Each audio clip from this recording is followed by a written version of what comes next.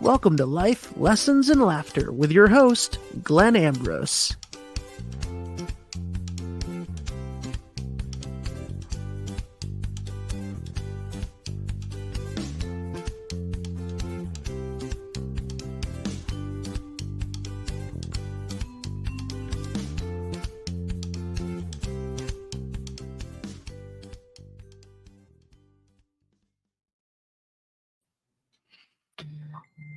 Hello. I want you to contemplate, if you will, nothing. Your navel. So yeah, today I want to talk about contemplation because it's actually been coming up quite a bit.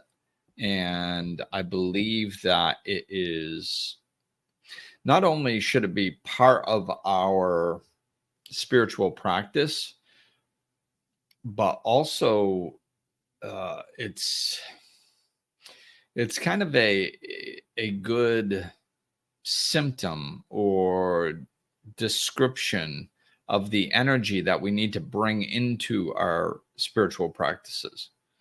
Okay, it's a spiritual term as far as I'm concerned.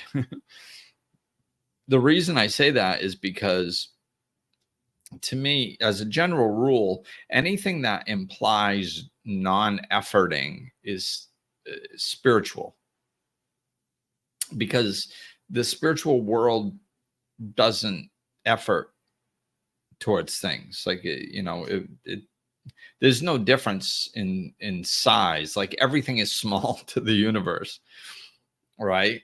Like, if you believe in God, it's like God can create heaven and earth, but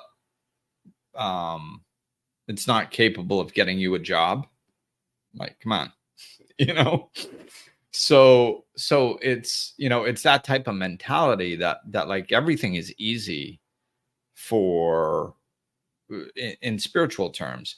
And we can tell that because when we drop into alignment with whatever we need to drop into alignment with, or whatever we're trying to drop into alignment with, then it just happens effortlessly. It's extremely easy, and that's when you're doing things through spirit, through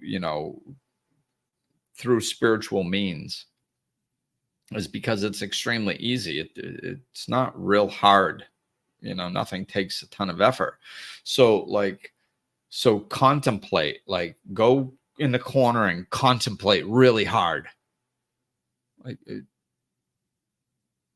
how? You can't. This is why it's, if we pay attention to the energy of contemplation, then it gives us an inkling of the energy that we want to be in when we're doing our spiritual work. I think, like, one big misconception about manifesting is that it takes all this effort and you have to put all this energy and effort towards making something happen. And it's just simply not true. In fact, most often manifesting works when you completely forget about it. So, the reason that manifesting can work sometimes, if you're kind of putting your attention to it, it's just very inconsistent if you try to do it that way. But the reason that it even works sometimes is because what you're doing is you're not actually changing the universe. You're not actually bringing something to you. What you're doing is you're changing yourself. Like, so some people in certain situations, if you tell yourself, like, if you do something that you think is going to manifest something, then you manifest it because you're doing something that you think is going to manifest it. So it actually aligns you with it. You're like, oh, well, I think a good example is hard work. Hard work helps us achieve things, which it doesn't. But if people work really hard and they bust their butt and they really believe that it's going to bring into fruition a big accomplishment, or let's say lots of money. You have to work hard to make money. No, you don't. Most people I know that make tons of money work extremely less hard than the people who are broke. So working hard does not mean you're going to be financially successful, but there are certain people who will tell themselves that and actually believe it, and then they'll work really hard. And as they're taking the steps to do that, what they're doing is they're bringing themselves into alignment. Then when they're in alignment, because on an unconscious level, they actually completed enough action to where they think that it's going to bring the money in, then all of a sudden the money comes and they go, see, I did all these things and I worked really hard and it brought in this money. It's like, no, that was just to convince you that you were ready to receive the money. That's all that did. It wasn't actually because of your actions. Your actions just convinced you that you were going to have the money. And once you were convinced, you dropped into alignment. And then the money just came. It was actually very easy, but most people don't dissect it like that, especially when they believe something so much and then it seemingly works. They're like, oh, see, works, so why would they question it? Right. Is my point. So non-efforting is really the way of the universe. So I think we need to keep that in mind, because really, if you talk to anybody that's on the spiritual path, one of the most frustrating things is when you've done everything you think you can, and you've tried, and you tried so hard, you did everything on the checklist, and you're still not happy and peaceful and content. And what's going on? This doesn't work. It's so frustrating. That frustration comes because the energy in which we're doing things is off. We're not supposed to be trying real hard. And this is a dichotomy of spirituality. So do we have to do things? Yeah. We do have to take action sometimes, because we're not Jesus Christ. That's why, if we were perfectly aligned, like Jesus, there was no gap between Jesus and God. It was a direct connection. Now, if we're capable of developing a direct connection like that, and we want to just turn water into wine, well, then we could. But I don't happen to know anybody that's made it that far, So since there is a gap, then oftentimes we do need to take action. And again, it's more to convince ourselves than anything. It's more to align ourselves with the spirituality that we want. So this is, if you pay attention to the energy, if you're trying really hard, trying, especially hard, it's clearer when you throw in that adjective hard, trying really hard. It constricts us. It's efforting. It's like our muscles get tighter. We constrict. What are you doing? Oh, I'm trying to get this bolt to turn. I'm trying really hard. That's the energy of trying hard. That constricts. Constriction limits flow. Okay. So flow is actually what we're looking for. We're looking to open. We're looking to relax. If you take a hose and you constrict it, and then you wonder why there's no water flowing through, it's because you constricted the hose, right? So we're all constricted and tight and trying really hard, and then we're wondering why the free flow of spirituality is not flowing through us. That's why. If the whole point was for us to bust our ass and try really hard and push, and then most of us would be extremely happy, because there's no shortage of that on the planet. Everybody's out there trying something, spending 6 billion tons of energy trying to accomplish something. Push, do, accomplish, action, go. If that actually worked, then we'd all be spiritually blissful, right? It's the opposite of that. It's peaceful. It's stillness. It's alignment. It's receiving. It's contentment. Contemplation. You see how they all have a similar energy that is non-efforting? It's contemplation, and contemplation is much more enjoyable than work. Oh, I got to do my spiritual work. Even the word work implies efforting, right? And really, if there's one thing that I've seen that blocks more people on a spiritual path, it's how hard they're trying. Because as soon as you're trying really, really hard, then you're in the wrong energy, and everything is energy. So like there's a problem right there. It doesn't really matter anything after that. Well, I'm trying really hard. Okay, well, then you're probably going to have problems. Well, wait, I didn't even tell you what I was doing. Well, that doesn't really matter, because it doesn't matter what you do. It matters the how and the why of what you're doing it, the energy, because that determines the energy of what you're doing.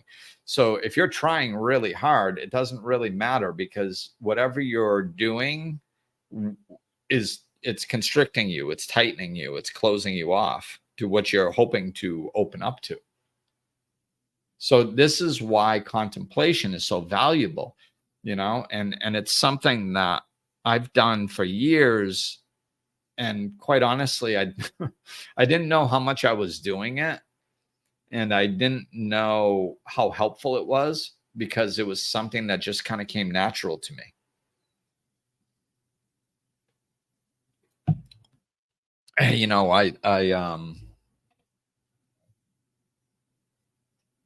I make adjustments. Like if things aren't going well, then I tend to try to figure out why and make adjustments. So I think about why. That's another way of saying I contemplate, and the most often, it's not, don't get me wrong. I mean, sometimes I'll constrict and try to figure something out really hard, and then oftentimes it doesn't go well. But in my everyday life, a lot of times when something kind of comes across my radar, something, I'm just walking the dog, and then all of a sudden this thought pops up in my head. Well, I will just contemplate that thought, just like, I'll contemplate contemplating. So I'll be walking the dog and going, contemplating is good. It's a lot less effort than like trying real hard. And it's more in alignment with the energy of spirituality. Like a lot of the things that I say, that I've even said in this podcast so far, are results of contemplation. I'm just walking the dog, playing around with things in my head. Like it's not, and again, pay attention to the energy. I'm just walking a dog, playing around with things in the head. I'm playing around with things in my head. Do you feel how little pressure there is to that? I'm not trying to come to some conclusion. And that's another thing. It's, contemplation is a beautiful thing. Wow, this is actually really beautiful. I'm glad this just came through. Contemplation in a way, or at least in my mind, does not imply coming to a conclusion, right? Contemplation just means that you're thinking about something. It doesn't mean that you think about something to come to the conclusion. It's just thinking about something. That is part of the energy that is so valuable, because that is a reflection of the spiritual law, non-attachment to the outcome. See, this is another way that we constrict ourselves so much, is we try to come to a conclusion. Like a lot of times we're not ready for the conclusion. Sometimes, very often, we don't even need a conclusion. All we needed to do was to think about something. And we think we're supposed to know things all the time, which is obviously comical to me because I started laughing as soon as I said it. We think we're supposed to know things, like we're supposed to know what we're going to do next, or where we're going, or what our passion is, or what the next chapter of our life will look like. I don't know, man. I don't understand why people think that. Like, it's just, I mean, I guess, we see people who do know. There are some people who know. There are some people that are born with a gift, say for music or something. And my friend Dave got into music at a very young age. He was born into a musical family and loved music, and he's a wonderful singer.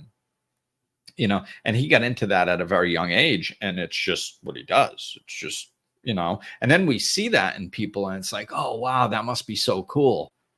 Which, yeah, I mean, I agree. But even that, like, he doesn't know like where he's going to sing, or what type of career he's going to have in singing, or if it's going to be his career at all, or if it's going to be a side thing, or if it's going to be something he does just because he enjoys it on the side and not have it as an income stream. Like, even that, like, even people that know what their gift is and know what they're doing, they don't necessarily know what they're going to do with it specifically,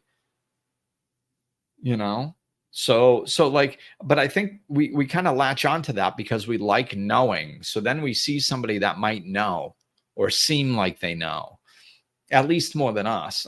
And then we want to be them because we think it would be neat to know.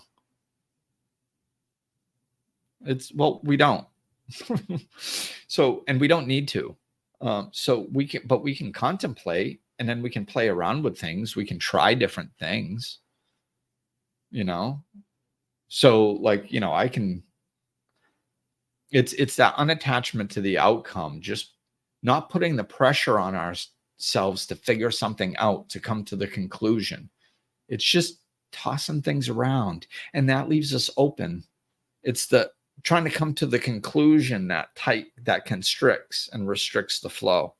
So if we relax and we open and we don't put that pressure on ourselves to come to the conclusion, and we're just playing around with it, it's just this lighthearted energy, and that opens us to the flow, and we toss ideas around.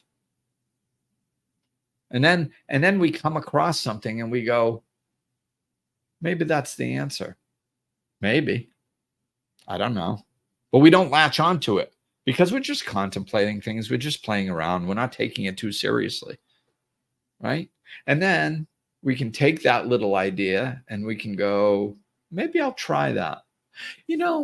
I wonder if I wrote a book before, and I'm interested in different streams of revenue as I get older, maybe becoming an author.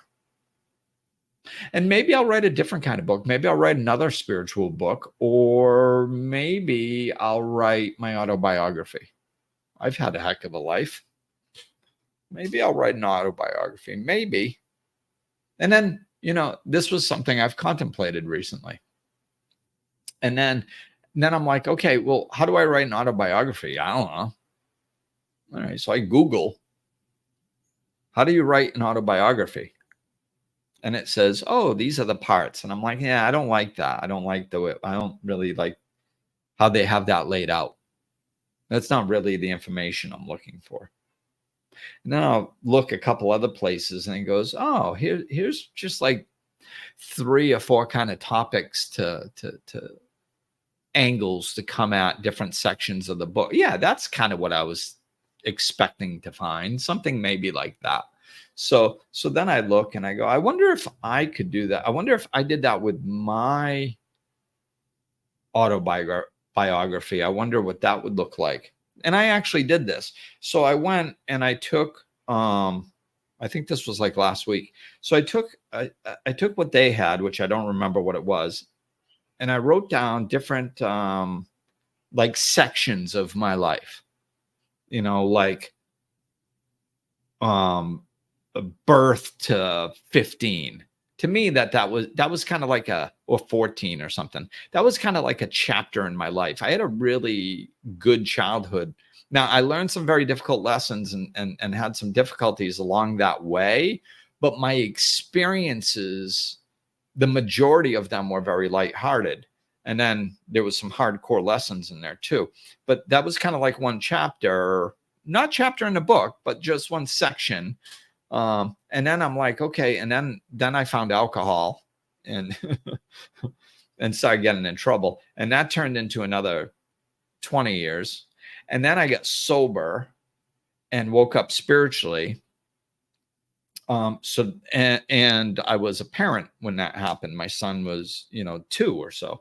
So I was like, okay, then for the next 20 years, it was me learning how to live spiritually and be a father and all that. So that's another section of my life.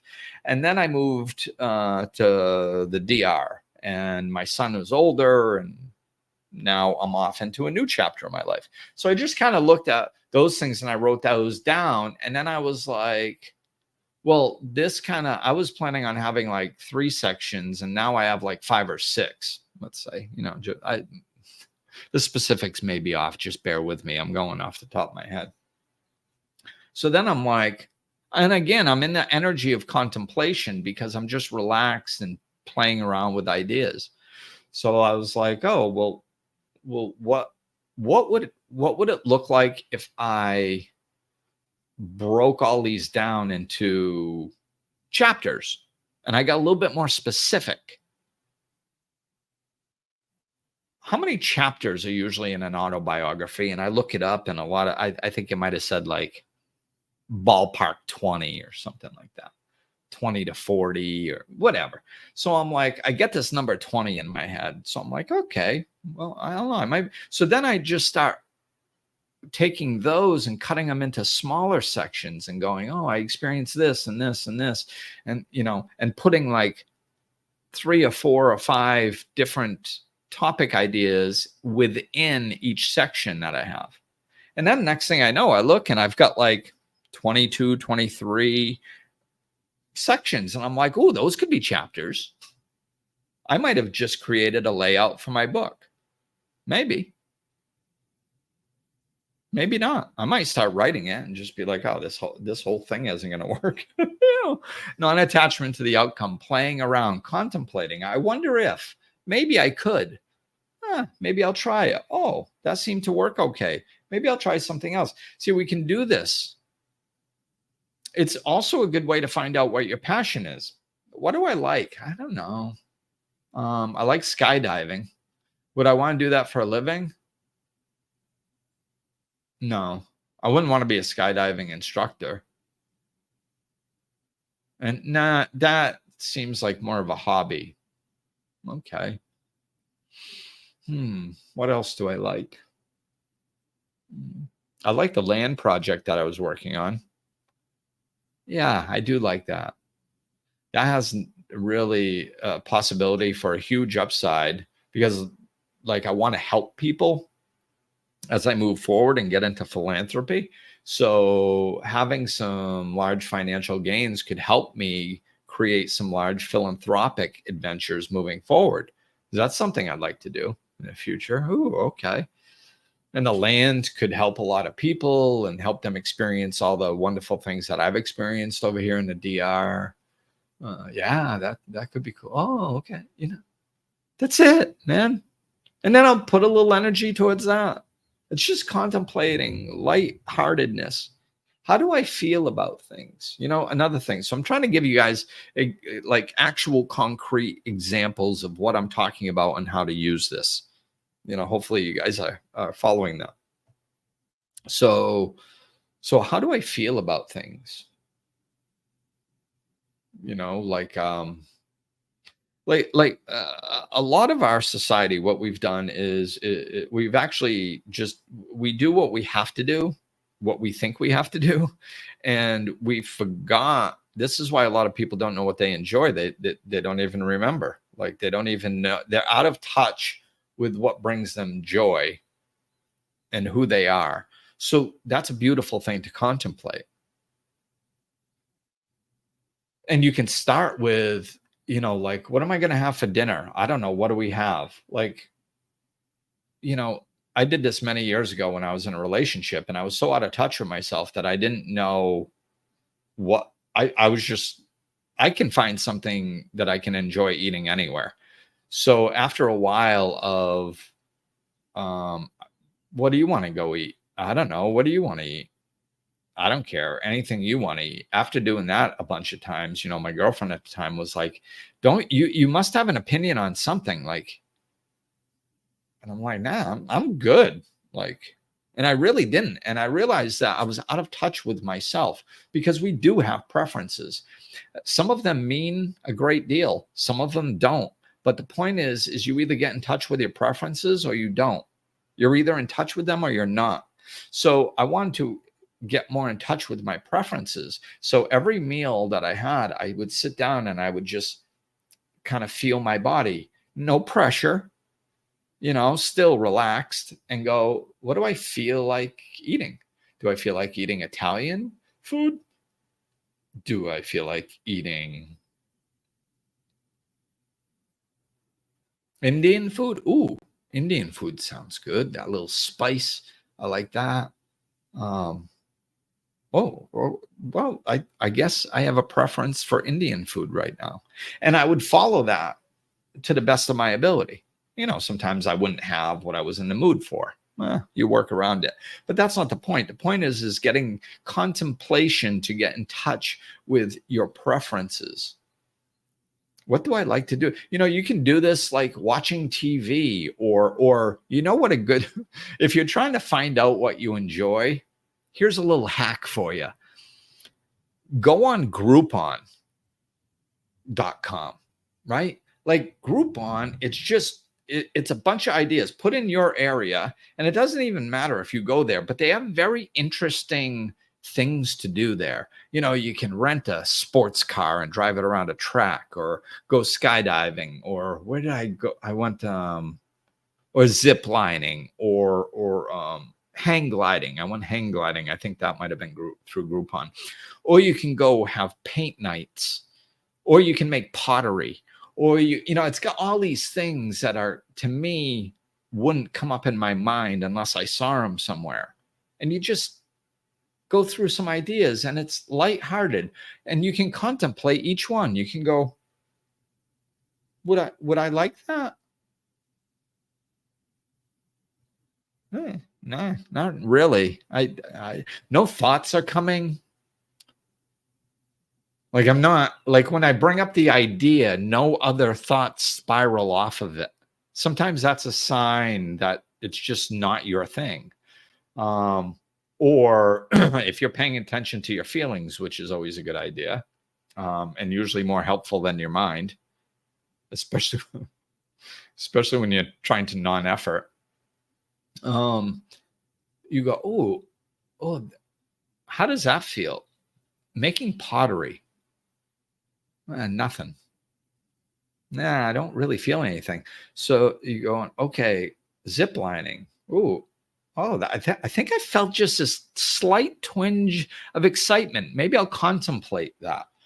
Hey, was that a slight feeling of contentment or excitement? I mean, well, yeah, I think there was like a double blast of excitement. I think there might be a part of me that might like the idea of ziplining. Huh. I never even would think that I would like that, but yeah, I'm feeling something. Isn't that interesting? Well, maybe I'll contemplate it some more. What would ziplining be like? I don't know. It's so interesting. Now I know I've done it, but I'll Google ziplining and watch some videos and see what it entails. I have this little spark of fear came up that said, is it safe? I don't know. I'll Google it. Is ziplining safe? Oh, look, it's very safe. They have a very safe system that they use with carabiners and such. Would I like to do that? I'll contemplate it and find out. And if the answer is no, I don't care. And if the answer is yes, then maybe I'll follow it. Maybe I won't. I don't care. I'm not attached to an outcome. I'm just contemplating things. Do you see how laid back, how relaxed, and how many different ways you can use this? You can go with your spiritual practice. You can contemplate a prayer. Like if you're saying your prayers and you're not feeling anything when you're saying them, then you're not really, you're just saying the words, you know? So, it's about finding out how you feel about things. I'm going to pause just for 1 minute. I think it's going to rain. Yeah, I like that pause feature. That was nice. Yeah, I could hear some thunder and it's getting dark and the dog was outside. So I just brought the dog in real quick. But do you see that, like, during our spiritual practices, we can contemplate, like, what areas might I need growth on? What could I work on now? Hmm. I don't know. Nothing's coming up. What areas of my life seem frustrating right now? Hmm. Or when was the last time I got upset? What was that about?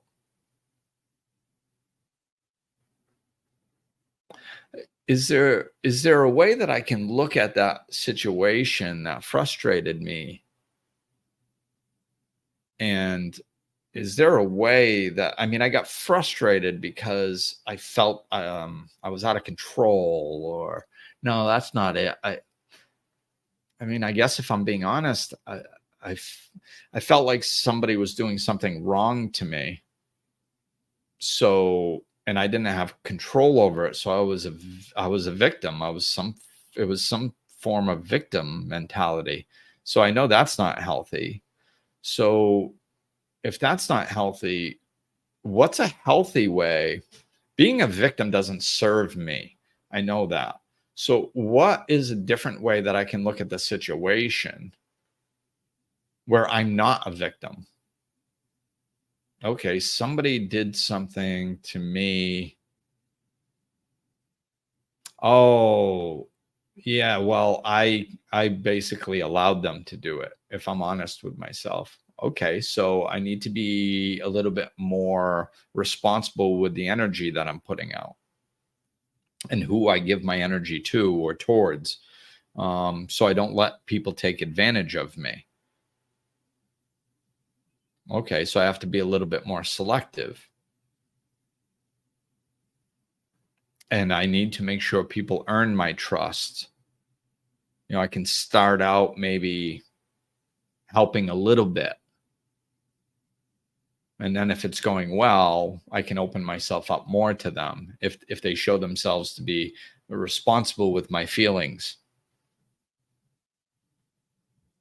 So I was just running around just with an open heart, just not really being responsible for my own energy. And somebody took advantage of that because they're unconscious, and that's what unconscious people do. So I just need to learn, okay, well, how can I be more responsible with my energy? This is what I mean. Like I said, this is just the type of, this is how my brain works. This is the type of stuff that I've done. I don't do it incessantly. I don't do it all the time. I don't do it constantly, but I've kind of always done stuff similar to this in different ways. And it served me really well. And in talking to people and really, all these years of working with people, you pick up on patterns and you see, and a lot of times, and even with myself, like I still have the capability of getting frustrated at certain times in my life. And when I'm frustrated, a lot of like there's no lack. I'm an action taker. So there's no lack of me taking action. Um, I'm out there trying things, doing things, and all this stuff. And if all of a sudden I'm hitting a brick wall, I can get frustrated. And it's when my outlook is towards the brick wall that I never resolve anything and I never come to any conclusions and it never gets fixed. But when I take my focus off the brick wall that I'm hitting and I turn it back within myself and I start being inquisitive within myself and about the situation in general, but what I'm in control of, not what I'm out of control of, that's the brick wall. But like, I could be in control. Like, have I looked over the brick wall? Like, how high is it? Am I able to get over it? Because when I was in the heat of the moment, I don't think I was clear enough to look at that. Well, now I'm not in the heat of the moment. I'm just contemplating in a relaxed manner. So now I can look for different solutions or different options with the external situation. Sometimes, most of the time, it's not that. 90% of the time, like every once in a while, I just didn't see the appropriate avenue to take. And through calm contemplation, I can see that. 90% of the time, it's something on my end. I need to shift the way that I'm looking at it. And beating myself up over things completely does not help. It's detrimental, makes me feel bad about myself and get more frustrated. So contemplating things in a lighthearted way, it's just a nice, non-attached way of playing around with things without all the pressure, right? And it's got that spiritual energy to it. It's got the non-attachment to the outcome. It's got the relaxation. It's got the openness. It's got the non-judgmental energy towards it, right? Because you're not judging things when you're contemplating. You're just tossing them around. You're not, even if you say something, like, even if you see something you don't like while you're contemplating, you go, oh, I don't like that. Oh, okay. Is there something I can do to change it?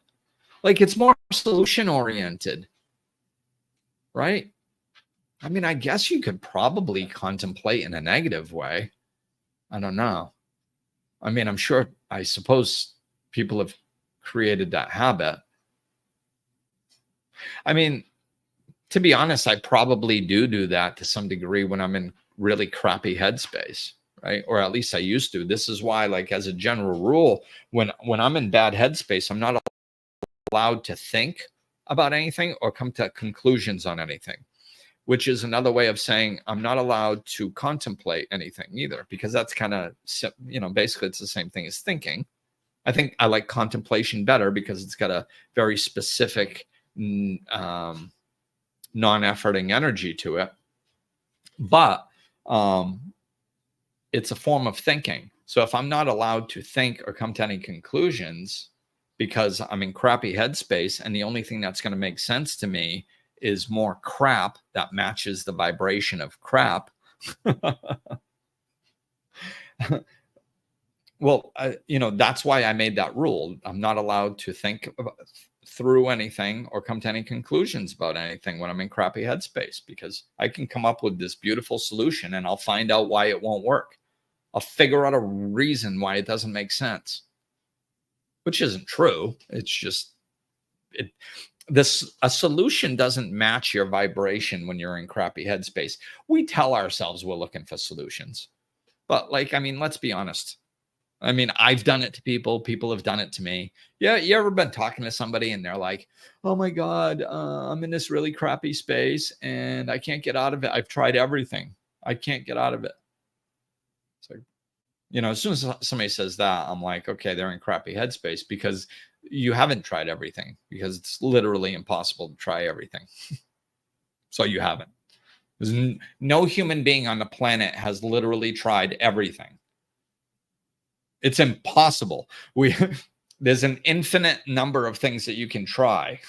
So you could try 60 billion things and there's still more options. So nobody has tried everything. So that implies that they're in negative headspace. And I go, like, okay, well, what about this? Well, that's not going to work because of this. Oh, well, you could do this. No, I can't do that because of this. And they just shoot down every idea that you have. That's because they're in crappy headspace.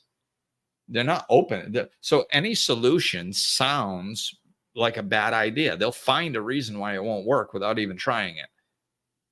That's why I don't think about things or come to conclusions when I'm in crappy headspace. Because it's almost impossible to get your way out of it when you're still sucked into that energy. I mean, if it's, and I mean really sucked in, that this doesn't mean you're just upset about something. Like sometimes I get upset about something and I can find my way out of it. As a matter of fact, at least 90% of the time that I'm in negative energy, I can find my way out of it. And then I can go into the conclusion. That's not really that big of a deal. I'm talking about the 10% of the time that you've tried getting yourself out of it and you can't. You're just locked into that crappy headspace. Though that's when I put some distance between myself and whatever's happening and just cut myself a break. I give myself kindness in those situations. Geez, Glenn, you're really upset. You're really in crappy headspace. How can I show you love? How can I be kind to you? Because I think that that's what you need. See, you're all jacked up, all upset, and we put even more pressure on ourselves usually. That's not what we need. We need kindness. We need love. We need compassion. So we have to give that to ourselves. So if I'm really jacked up, I'm like, okay, like fortunately I can work with clients even then because I'll disconnect from my stuff and connect onto theirs. But anything else, usually I take it off my plate. Like, I'm not going to do that today. So I don't have to. Do I have to go grocery shopping today? Am I going to starve to death? No. Am I going to go hungry? No, I've got some stuff I can eat. Okay, then just stay in the house, cut yourself a break, go grocery shopping in a couple days when you're feeling better. What do you want, poor Glenn? Do you want to watch some meaningless movie? Yes. Okay, you can watch a meaningless movie. Then when you get out of that headspace, then you can start contemplating solutions again. Or contemplating solutions, you got to be careful because that you might get attached to an outcome there. So make sure you don't feel any pressure that you're putting on yourself when you're contemplating. It's supposed to be a relaxed, gentle process. So I think that's it. It's just I want to dive into contemplation and try to give you guys some real life examples and explain it, the energy of it, so you can just kind of see how valuable a tool it can be on your spiritual path. So that's going to do it. So thanks everybody for watching, listening. And reach out if I can be of service. Peace.